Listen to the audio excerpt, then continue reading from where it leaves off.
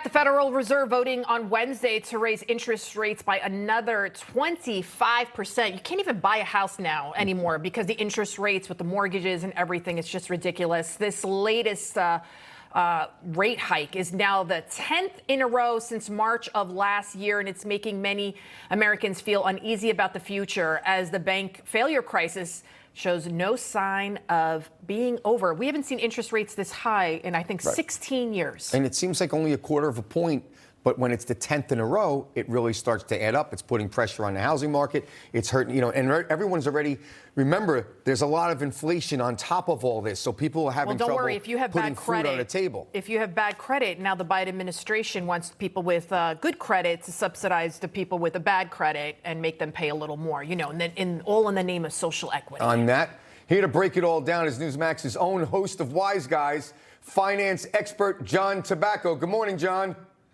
Hey, good morning, guys. Good to be with you on Skype today. You have a beautiful view there. Where are you? I'm looking at it right now. Where are you? Well, you know what? I'd rather be with you guys, but I'm in my backyard having my morning coffee, looking at what's happening in the markets this week, and it looks ugly out there. You got a beautiful backyard there out on the water in New York City, right? You're in Staten Island, correct? Look at that. He's giving us a view there. Wow, beautiful. Very beautiful. We're jealous. So, John, let me ask you, the Fed is set to meet next month.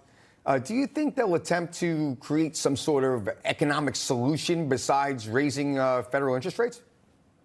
No, look, everyone hated Paul Volcker when he was the Treasury Secretary because he just went out and ripped the Band-Aid off and raised the rates all the way up. This is like, Mike, Econ 101 in college. There's a simple theory out there. If you want to fight inflation, you got to raise interest rates, and that brings down the inflation. Problem is, as Jerome Powell has said himself, the collateral damage is less jobs, shrinkage of the money flow out there. Less jobs hurts middle-class people. And what they want to do is actually cool off the economy so people spend less money. So think about this. 2 years of lockdowns. Most small businesses were almost dead or on life support. They're just coming back around. Inflation's here, so their costs coming in more, and now they're raising the interest rates to fight the inflation. So it costs them more to borrow money to get payments out, stuff like that. So this is deadly.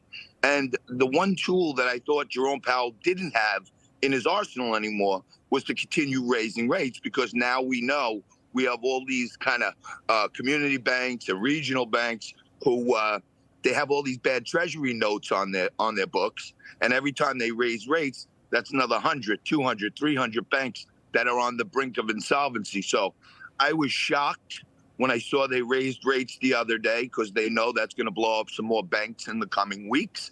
And what I really think is happening is right under our noses. No one sees it. We're talking about spy balloons. We're talking about Hunter's baby mama drama. What they're doing, I think they're nationalizing the community banks and the regional banks, and they're going to their new partner, JP Morgan, and just handing them all these freebies. It's kind of scary out there. And, I talked about some banks last week, and they're all teetering too.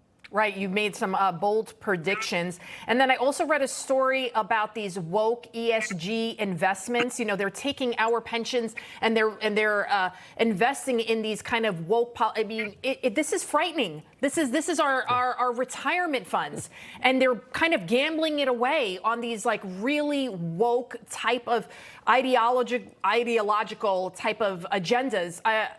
John Tabacco, what can a person do to prevent something like that from happening?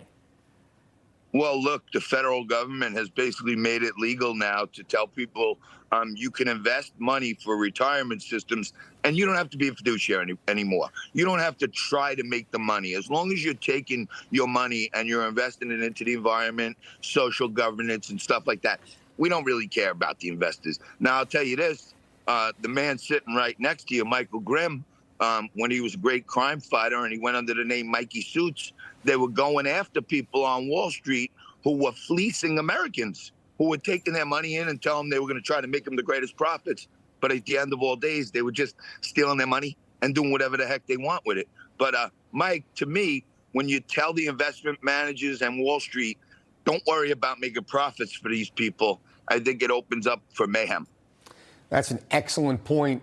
John, I'm going to give you another minute here. What do you tell people at home that are concerned? The average construction worker, architect, bus driver, what advice do you have for them right now in these tumultuous markets?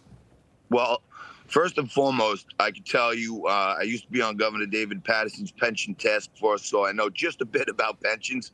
Most of the retirement systems in this country right now are underfunded, which means the money that's coming in is going to pay the people that are already retired. Most people think you start dipping into your little piggy bank that you've been saving up for years. That's not happening.